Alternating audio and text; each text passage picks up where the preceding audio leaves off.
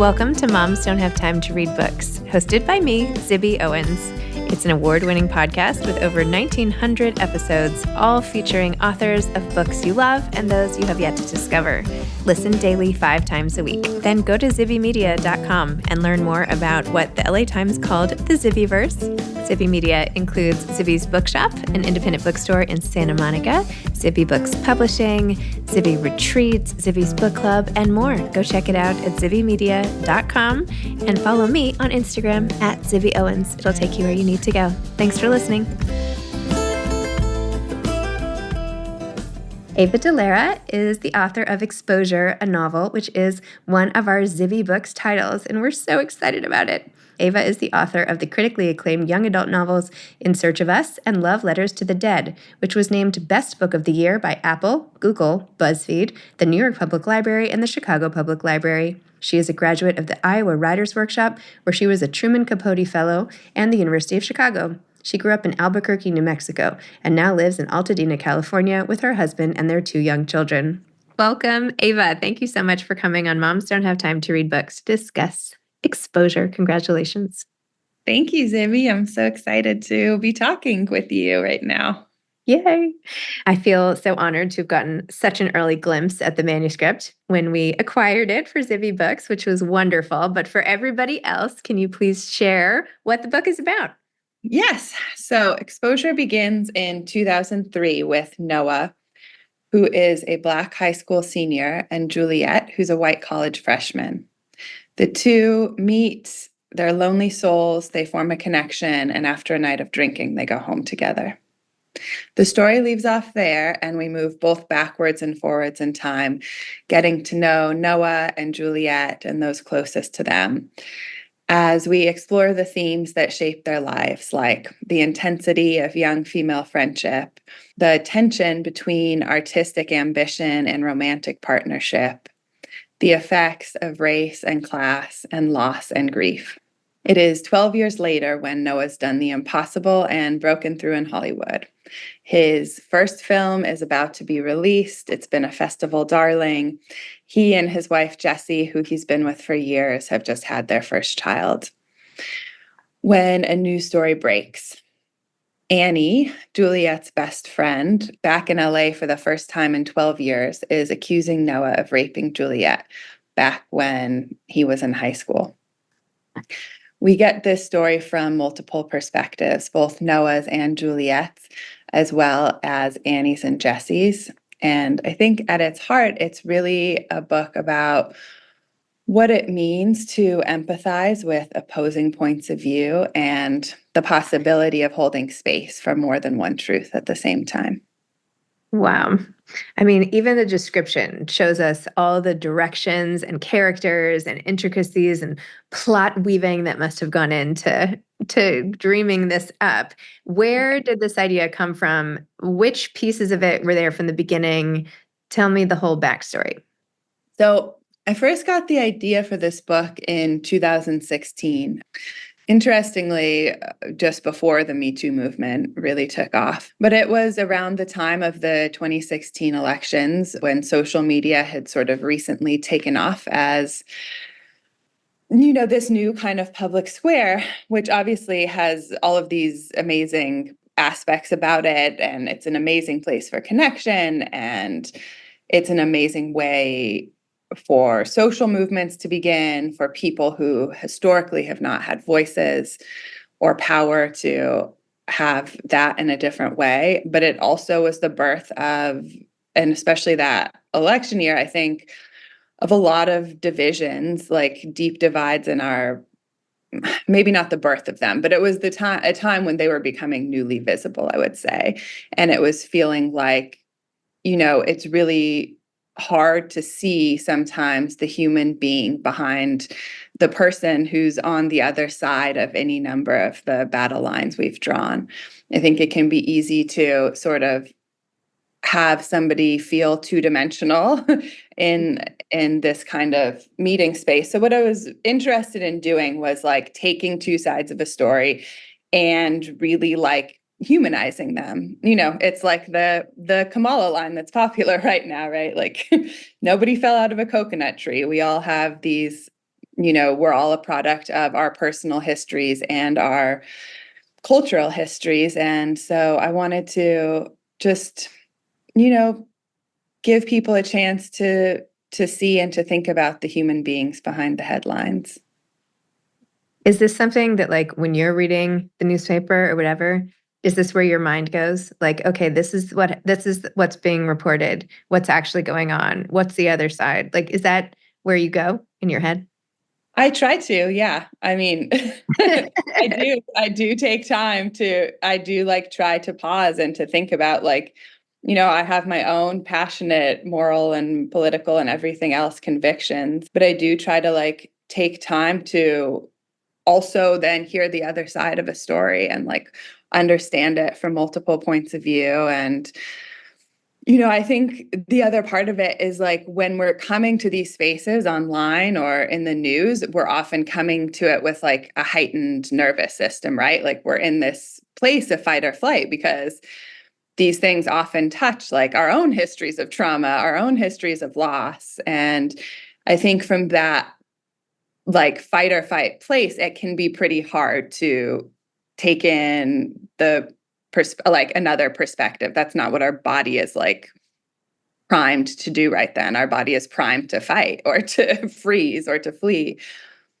But one thing that reading does for me is that it like slows down my nervous system. So like reading a book or a novel or a memoir or even like a long article can sometimes like put me into more of like a rest and digest space where I'm actually then able to like have the space to take in different perspectives, if that makes sense.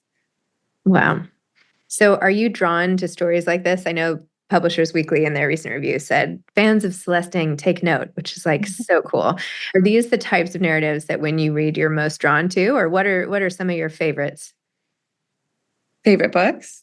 Yeah, favorite books or favorite authors or even just favorite types. Like this feels, it's a book that makes you think and feel. It's can Yeah. be, I mean, it's definitely not controversial, but it's designed to get you to, debate, right? What happened? What was the Yeah. right thing? What was the wrong thing? That is like, it's the best sort of book club fodder, right? Because sometimes there's gray areas and who knows what's right. And do you like, are there books like that you're like, yes, I felt like that too. And they don't have to be. I'm just wondering.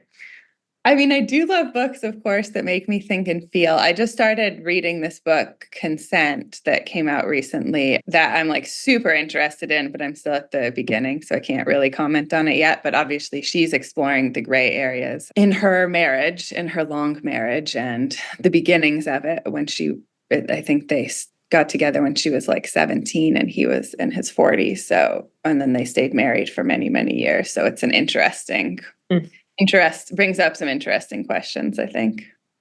Well, there are so many sort of strands to this, and one is of new motherhood and Jesse's experience, Noah's wife, and the way you write about that with such authenticity that any new mother or mother to be or whatever can relate to that sort of isolation, physical, boundaryless state that and where your mind just goes like, I don't even know where, which is really powerful. And that is mixed sort of with Noah's trajectory as someone really striving to excel in a very difficult to break into career as a screenwriter and having to work the jobs that will get him to where he needs to be and getting his hopes up and just all of that when you're sort of hoping that what you desperately want will happen and you just don't know, which is also what you could say about motherhood too, right? We so desperately want our kids to grow up to be functioning members of society. And ultimately, it's sort of out of our control, just like trying to sell a screenplay. So tell me about those two and that couple and the way you conceived of them and those themes. Yeah, I mean, there's definitely all shot through the whole book in all of the storylines. The girls, Juliette and Annie's, as well as Noah and Jesse's, are pieces of my own life and experience. And, my husband and I fell in love as like young, young striving writers. I think it was interesting to me to write that relationship because, they met in college and then they moved to LA together. Jesse's just lost a father, and Noah has this historical loss of his mom, but they're both just fighting so hard to sort of become someone and to break through. And when that happens for Jesse first, there's this like really, difficult time in their relationship. Like, what happens when two people are bound together by this dream, and then, it comes true for one of them and it doesn't yet for the other. So that was like a poignant for me to work on writing. And then the young motherhood stuff. I mean, I started writing this book when I was pregnant with my daughter, who's now 6. So you can hear how long this has been in progress.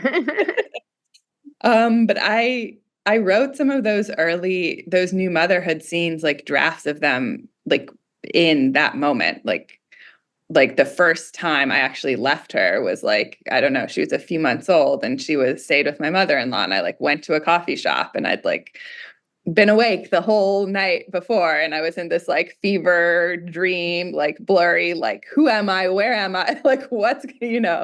So and the first thing I wanted to do was like write it down. Those scenes went through a lot of editing, but my own sort of experience with that transformation is definitely in the book. And with obviously the circumstances for Noah and Jesse in the book are extreme because of these huge events that have happened. But I think that it can be relatable to people in a lot of ways, that like suddenly you have been living in the same world together, and then suddenly you have a baby and it feels like you're sort of inhabiting these like two different spaces sometimes for a little while. Yes. In a whole different planet. I wish I had written more like in it when I was going through some of that stuff, instead of just because now looking back, it's all sort of a blur. I think your brain is actually programmed probably to like, yeah, it's like by the time I got pregnant with my son again, I'd already forgotten, yeah.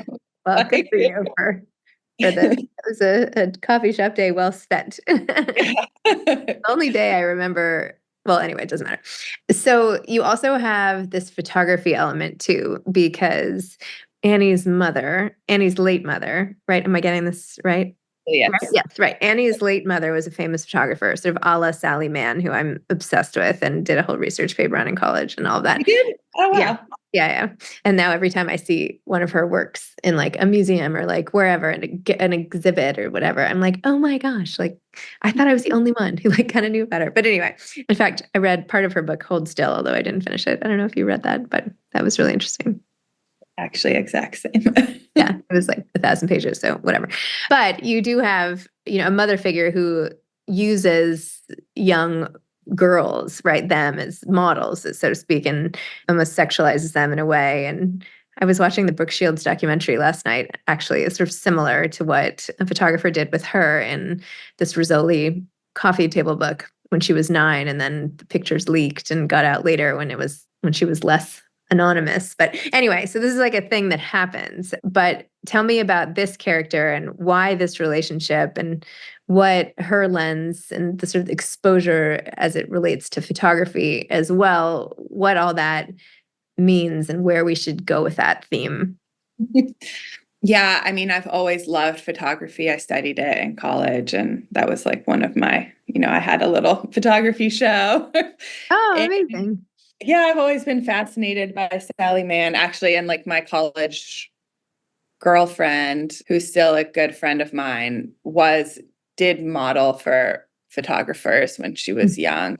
She modeled for a few different people. I don't want to tell her story because that's her story, but so I've been aware of these kind of themes for a long time, I think. And like you, I went to see a Sally Mann exhibit while I was writing, and just like reminded of how powerful her work is.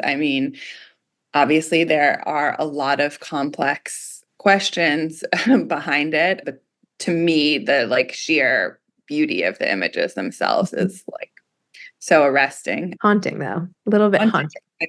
Yeah. They're just like, yeah. She's very talented.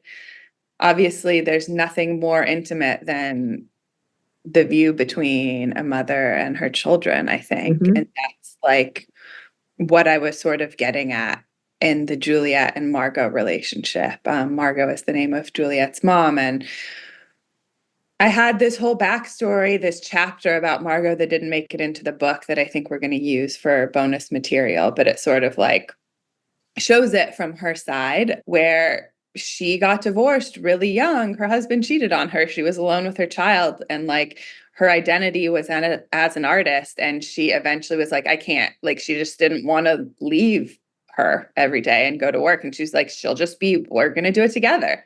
Mm. Like I have to be able to be, if I'm going to survive this, I have to be able to be a mother and an artist in the same breath. So you get that point of view, and I think that's even woven into what's there. But also, there's this question of like, how much does Juliette really see herself, and how much is she just seeing herself like through her mother's eyes and through her mother's lens, and how much has she modeled herself and her identity after who she thinks her mother wants to see, or I think those lines become very blurry between them, so that she is not quite like separated from her mom yet. Mm-hmm.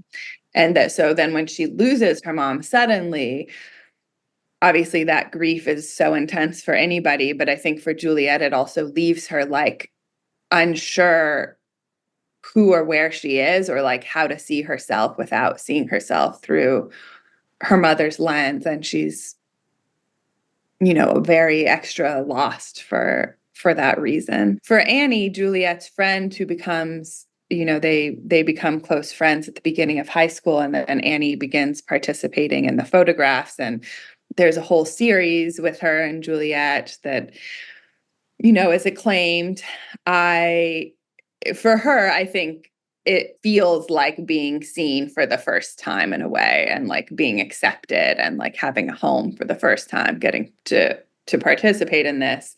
But then when she's lost Margot and Juliette, those photographs become like this haunting, inescapable sort of testament to what she's lost. And then they take on a new life and a new meaning after the accusation, when she and Juliette and Noah and Jesse are all, part of this big public conversation. And these images that Margot took all those years ago are sort of influencing the way the whole story is being read, and contributing or like intensifying the tension already that exists between a white woman accusing a Black man of rape. But here they are, these like, idealized teenagers, like for everybody to take in. Mm-hmm. So I was sort of interested in exploring the way those images then shape and influence the public narrative, if that makes sense. Yeah, of course. So give listeners a little background on you. And we didn't even touch on all the grief in the book, which you also do such a good job of, and is also a major, major theme, which I could have led with in this. But let's like skip around to your background and how you became an author, and your experience in other age group material, and why an adult novel at this point, and just your whole trajectory of writing. So take us from a photography major in college. Yeah, well, I was a dual major. I stuffed a bunch of things into the humanities umbrella. Okay. I actually wrote a thesis about trauma in college, and then I did like a poetry thing too. So, but I thought after college actually that I would apply to. I had an advisor who I loved, and I'd been convinced that I should become an academic, and I was going to apply to PhD programs, which are, of course, their own kind of really hard world to break into. And then that summer after I graduated college, my mom died suddenly, and I was just like, I can't do it. Like I was no longer interested in that. And I'd always loved writing and always written poetry, and that was like the only thing that I sort of wanted to do. So I ended up coming to LA for a year and applying to MFA programs. And I went to the Iowa Writers Workshop, where I studied poetry. And I was still, really in the thick of grief, I think, in those couple of years. And afterwards, I was like, all right, I guess I got to figure out how to make a living. I think I'll try going back to LA and doing screenwriting, which seemed like a way to make money as a writer. I was like pretty young and naive. And, I had a lot of random jobs, a lot of hard ones. And eventually I was just sort of searching for a way to break in. And I eventually started working for the author and screenwriter and director Stephen Chbosky when he was making his first book, The Perks of Being a Wallflower, into a movie. So I feel like I got really lucky there. I worked for him for like 6 years and we were really close. And when I first gave him my attempt at a screenplay, he was like, I think you should write a novel. I was like, what? That's going to take so long. But that night I thought of, my idea for my first book, which was called Love Letters to the Dead. And it's a young adult book where a girl is grieving the loss of her sister by writing letters to like famous dead rock stars and poets and such. And I would write it like up till 2 a.m. after work and, just ignoring all possible social plans. I really didn't have a life. I was just like going to work and really trying to write this book. And, I eventually ended up publishing it. Then I wrote a second young adult follow-up for the same publishers. And then my Love Letters to the Dead, like took off and connected with a lot of people and did really great. And the next book didn't do as well as the first one had. And it came out like right as I was giving birth to my daughter. And I just was kind of like, okay, like, I don't know, like, who am I? Where am I? What's happening? I thought I built this life as a writer, but now I don't know. And it's really hard to like figure out, when you're on your own, it's one thing, like to take the risk of writing a book in terms of the time and energy. Every act of writing is a leap of faith, right? You never know if anyone's going to read it, if it's going to be any good, if it's going to connect with someone, if it's going to be published. But I felt like, taking that jump felt so different when it was just me alone in my little like shoebox studio versus when I had a baby and then another and then two babies who wanted me and needed me. So it took longer, but I did ultimately make that leap of faith to say, like, I am taking time away from them to write this story because for some reason I really believe in it, even though I don't know. I was just, I think, at that stage in my life, like drawn to more adult themes because I'd done some growing up. We hope that we all graduate to adulthood. Ava, I'm so sorry about your mom and her sudden loss. I'm so sorry at that young age, and it is so horrible. I'm so sorry. Thank you. Yeah, my father actually passed away also during the time I was writing this book. So themes of grief in it are very strong and palpable and definitely part of my lived experience, like so many of us, really. Well, I feel like the backstory explains some of the rawness of the feeling in it, right? The grief and all the motherhood and all of it, because it does feel so emotionally immersive to me, the whole book, even though it's deftly plotted and all that stuff. I think that when someone's guard is totally down and you like get the real feelings, it's hard not to connect and want to keep like, devouring. And so I feel like that's something you do well. And I'm selfishly glad that writing helped you because then it helps so many other people when they read it. Thank you, Zibby. Welcome. Not that you have to answer this in the affirmative by any stretch, but do you happen to be working on another novel or are you just like going to sit pretty with this one for a little bit? No, I am. I'm working on something new. Usually I can't when we sent out the book on submission, my agent Richard was like, now's a great time to start a new book. And I was kind of like, huh?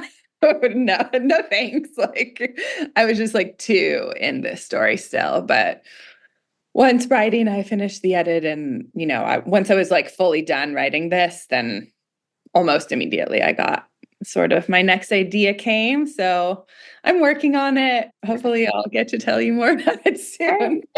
Exciting.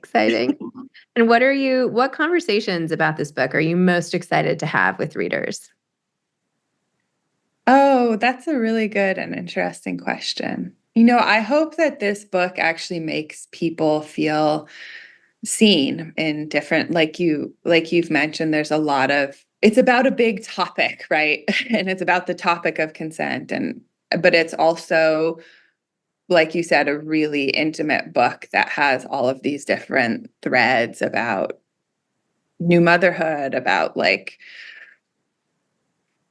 grief, about losing parents, about striving in one's career or like trying to make it, or the idea of trying to become something, about like every woman who's read it has said some version to me of like, oh my God, the girlhood stuff. Like I had a friend like that, or I remember how that felt at that time. So I hope that it will make people feel seen in a way that allows them to like also want to see other people, if that makes sense. Yeah, I was terrified the whole time I was writing this book. Like I knew that I was dealing with things that are really hard. And as far as like I've had all the experiences that the women have had in this book, and I was processing that for myself. And I've definitely been like a little bit like, oh, wow, okay. So like I was pretending sort of to myself for a lot of time that I was writing this, that no one would ever read it, in order to like find the courage to really go there. And now it's coming into the world. But I think it's coming into the world at like the right time, is sort of my feeling, like that now is actually a good moment for this book to come out, and a moment when I think people really are like looking for ways to feel connected to each other, and like wanting to be able to hold space for more than one truth at the same time. Amazing. Ava, thank you. Thank you for trusting Zibby Books with this very important, very personal launch. And we are holding your book with kid gloves and hope to hand it to those who will, take it joyfully and treasure it the way that we have internally. So we are excited for that. And thanks for letting us be a part of it. Oh, yeah. I couldn't honestly, I have to say, just last thing, you guys are incredible. And this is like the amount of care that everybody, like the amount of care you guys give to your authors, and the way that you let us like participate in all of the parts of the process, it feels so good. There's like this, obviously it's like terrifying to let your baby into the world, but like knowing that it's in such amazing hands with people who care so much, and care so much about me, and care so much about all of your authors. And I was expressing some anxiety when we had like a recent marketing publicity call. And afterwards I was just like, well, like you guys are clearly doing everything you possibly can, that like could ever possibly be done. So like, I'm just going to let go, because like you got it, which is an amazing feeling. So thank you for taking this book in and giving it a home. Thank you. That means a lot. Thank you. Amazing. Well, off we go to the races. Thanks, Ava. Bye. Thanks for listening to Moms Don't Have Time to Read Books. If you love it, please leave a review and follow us on social at Zibby Owens and at Zibby Readers.